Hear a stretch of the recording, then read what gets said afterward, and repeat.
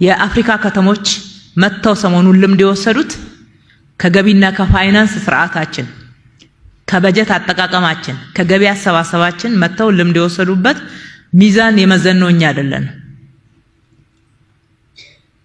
ኢሲኤ በሰራው ረጅም ጊዜ የ5 ዓመት ሳምፕል ወስዶ በተከታታይ ዓመታት በሰራው ስራ ነው።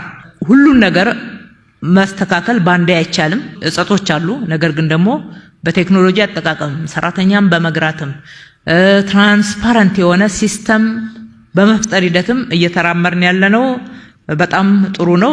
በገቢም አስተዋጽኦ አድርጓል። የሁሉ ልማት የሚሰራውም ለዛ ነው። ፋይናንስ አስተዳደር ስርዓታችን ከግልጽነት አብዛኛውን ከ70 እጅ በላይ ሆነውን ገንዘብ ሰብስበን ለካፒታል በጀት ለዘላቂ ልማት ለእድገት ዘርፎች ማዋል መቻላችን ዝም ብሎ የመጣ አይደለም። ከ50 ከ60 እስከ 70 እጅ በላይ ለአስተዳደር በጀት ይውልበት የነበረ ከተማ መሆኑን እያስተዋወስን ነው። ይሄንን ማበረታታት ያለብን።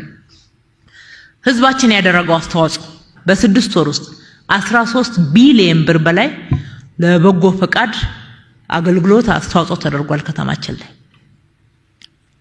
ለህዝባችንም ለልማት አጋሮቻችን ከተማችን ውስጥ ላሉ ባለሀብቶች ለነኚህ በጣም ትጉ ወጣቶች እዚሁ ስለተሳተፉት እስኪና መስግናቸው። በከፍተኛ ሁኔታ አብረውን ሰርተዋል። ሳይሰስቱ ለሚገባቸው ሰጥተዋል።